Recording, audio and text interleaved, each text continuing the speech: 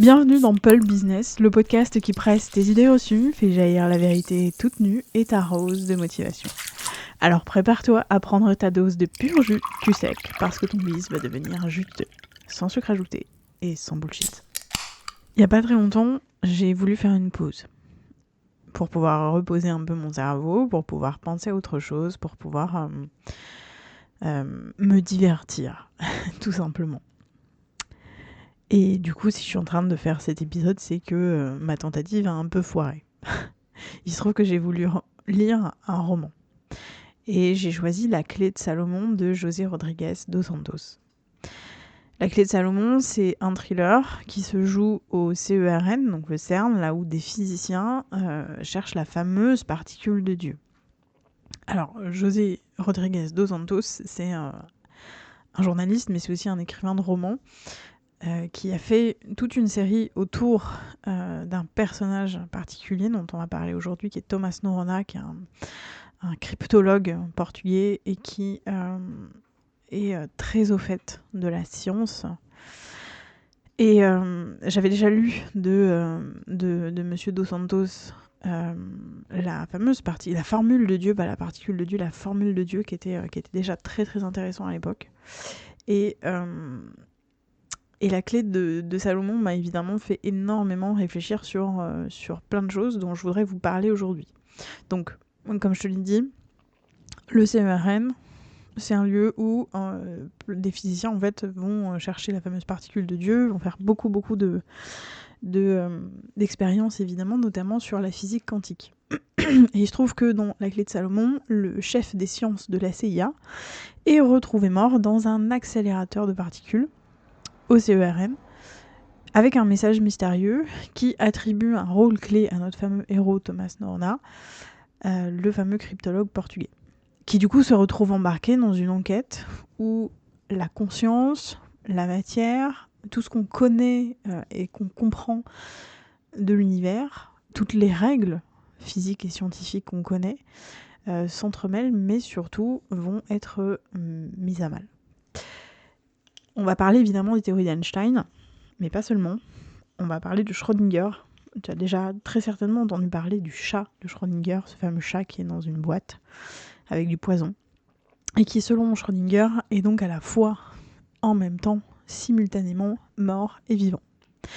Et on va aussi parler, évidemment, de Bohr, qui est un autre physicien, un rival d'Einstein, qui a même d'ailleurs réussi à donner tort à Einstein. Et donc on va vivre un ballet de physique quantique, de spiritualité aussi bien évidemment, d'énigmes métaphysiques dans ce livre, qui pousse clairement à se poser une question, une grande question. Et si l'univers était conscient ? Parce que l'application finale, en tout cas la théorie finale de la physique quantique, c'est ça. Ça pose cette question-là, ça suppose que l'univers serait conscient, qui serait capable de répondre à nos intentions, de vibrer avec nos pensées et donc d'inventer des connexions plus ou moins invisibles. Alors voilà le cadre pour cet épisode de podcast. Alors tu vas me dire, c'est quoi le rapport avec le business, hein ? Et ben on va en parler justement. Imagine une seconde. La physique quantique, c'est ce domaine qui semble un peu loufoque parce que c'est très très éloigné des règles, comme je te l'ai dit, de la physique qu'on connaît nous aujourd'hui en tant qu'humains, en tant que vivants. Et c'est ce domaine où une particule peut être à deux endroits à la fois. Comme le chat peut être mort et vivant à la fois, le chat de Schrödinger, une particule peut être à deux endroits à la fois. Un élément, comme la lumière, peut être à la fois une onde et une particule, en fonction de comment tu l'observes. La physique quantique, c'est justement un milieu, un domaine, où le fait d'observer un événement, une expérience, etc., va modifier l'observation que tu fais. Et où on va pouvoir parler de saut quantique. Et où un petit saut quantique peut tout faire basculer. Et en lisant ce livre, je me suis forcément posé des questions sur le business. J'ai transposé ces théories de la physique quantique au business. Parce que oui, évidemment, c'est hautement spirituelle. En tout cas, il y a une grande part de croyance quand on suppose que l'univers soit conscient et qui du coup supposerait que en fait, la prière, les vœux pourraient fonctionner. Forcément que ça pose la question de notre état d'esprit dans le business, à quel point notre état d'esprit, notre santé mentale, mais aussi du coup forcément notre santé physique, va influer sur notre capacité à réussir ou à s'auto-saboter finalement. Et donc du coup, je me suis dit qu'en fait je voulais un business quantique. Voilà. Je voulais un business quantique. Un business quantique, ce serait pour moi un modèle vivant. Une entreprise qui se niche évidemment, mais qui se niche pas dans le marché, mais qui se niche dans le cœur de ses clients, dans leurs discussions, qui est présente dans le cœur de ses viewers, même pas forcément de ses clients, mais aussi des personnes qui gravitent autour de cette entreprise, qui est présente même quand moi je dors. En fait, un business qui vit pas que sans moi, bien sûr, mais qui peut vivre sans moi. C'est un business qui est capable de changer de forme. Si moi je le regarde autrement, il change de forme. Si quelqu'un le regarde, il n'est pas la même chose que ce que moi je vois et ce que moi je fais. Et donc forcément, un business qui serait influencé profondément par qui je suis, par mes pensées et surtout par ce que je crois. Par ce que je crois et par ce que je veux. Il y a une image que j'ai beaucoup aimée dans le livre La clé de Salomon, c'est l'image de la lune. À un moment donné, Thomas Norona explique. Il part d'un constat, il dit cette phrase, il dit si personne ne regardait la lune, elle n'existerait pas. Elle n'existerait tout simplement pas. Et c'est là qu'il explique toute la théorie quantique, toute la science et la physique quantique. Et ça ramène effectivement aussi à cette énigme, peut-être que tu la connais déjà, de si un arbre dans la forêt tombe et qu'il n'y a personne pour l'écouter, est-ce qu'il fait du bruit ? Et en fait, non. La physique quantique, encore une fois, c'est quelque chose qui existe parce qu'il y a un observateur, parce qu'il y a une oreille pour entendre le son. Si un sourd est présent au moment où l'arbre tombe dans la forêt, l'arbre ne fait pas de bruit. Il va émettre des vibrations parce que le sourd ne peut pas entendre le son, mais il peut ressentir des vibrations. Voilà, en gros c'est ça, c'est ça la physique quantique. Et donc un business quantique pour moi, c'est vraiment ça. C'est un business qui va être comme une lune qui, parce qu'il est vu, va pouvoir exister. Alors évidemment, il y a d'autres applications, notamment sur les sauts quantiques, auxquels j'ai évidemment pensé. Ces sauts quantiques, en fait, c'est une observation très très bizarre qu'on fait au niveau quantique, d'une particule qui peut se déplacer d'un point A à un point B sans passer par l'infinité de points qu'il y a entre le point A et le point B. C'est une particule qui se téléporte, en fait. Donc, c'est une sorte de rupture, en fait, fulgurante de cette physique qu'on comprend pas, qu'on n'explique pas encore vraiment, en tout cas d'après ce livre.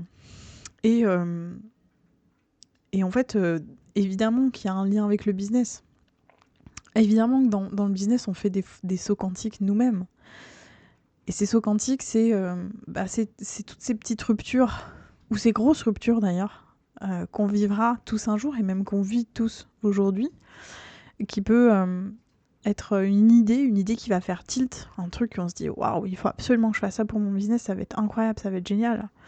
Une porte inattendue qui s'ouvre par exemple, ou un client qui débarque là où on pensait que c'était foutu. Et puis aussi tous les échecs, tous les réalignements, tout ce qui va faire évoluer son business, mais aussi soi-même, et sa vie, et son rapport aux gens, son rapport à la communication, son rapport à l'argent, etc.